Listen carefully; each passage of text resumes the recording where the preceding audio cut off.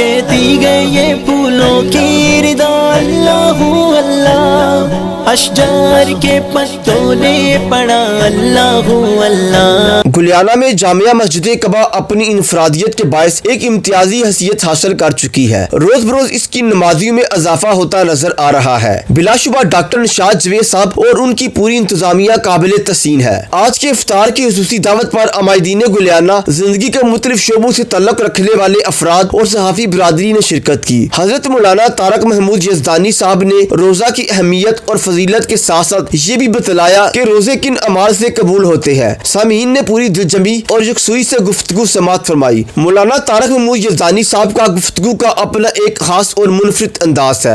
رسول اللہ نے پڑھنے کا حکم دیا، رسول اللہ کی تعلیمات کے مطابق پڑھی۔ اب نماز پڑھ کے نکلنے لگا، رب نے کہا محبوب اس کو بتا ذرا، اس نے پہلی نماز پڑھی ہے اور یارو دل کے دروازے کھولو، تمہیں معلوم ہو میرے آقا کا مقام کیا ہے، مرتبہ کیا ہے، شان کیا ہے، رفعت کیا ہے، معرفت کیا ہے، بلندی کیا ہے۔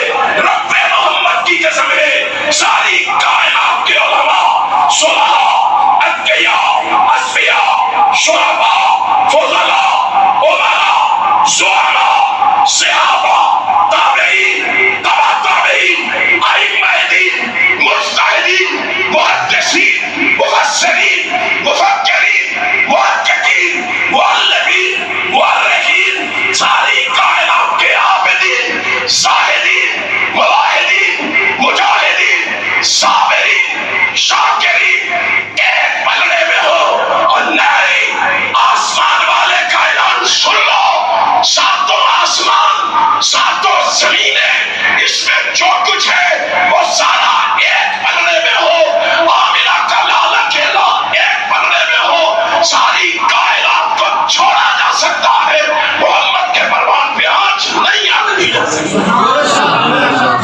اور ان کی دعا مانگنے کا اسلوب بھی جدا گانا ہے۔ انہوں نے وقت افطار کی اہمیت اور افادیت کو سمجھتے ہوئے موقع غنیمت جانتے ہوئے رب العالمین سے عاجزی اور انکساری سے دعائیں کی۔ شرکا نے دلی آمین کہیں۔ جب بندہ سارا دن بھوک اور پیاس میں گزارتا ہے، آسمان والا کہتا ہے میرے سامنے ہاتھ پھیلا کے بیٹھ جاتا ہے، یا دعا مانگتا ہے، التجا کرتا ہے، اے میرے محبوب میرے اس روزے دار بندے کو بتا دے، اگر تم نے روزہ میرے نبی کی تعلیمات کے مطابق رکھا ہے تو میں اس قبولیت کی گھڑی میں تجھے خالی واپس نہیں لوٹوں، اللہ تیری دعاؤں کو قبول کرے گا۔ اس لیے اللہ سے جامعہ مسجد قباء کی انتظامیہ نے شرکا کے لیے پرتکلف افطار دسترخوان کا انتظام کیا، جہاں ان کا حسن انتظام قابل داد ہے۔ اللہ تعالیٰ آپ کے جذبے کو قبول فرمائے اور شرف قبولیت بخشے، آمین ثم آمین یا رب العالمین۔ رپورٹ فیصل شیخ، ایچ ڈی نیوز کھاریاں۔ کہتی گئی یہ پھولوں کی ردا اللہ اللہ، اشجار کے پتوں نے پڑھا اللہ اللہ۔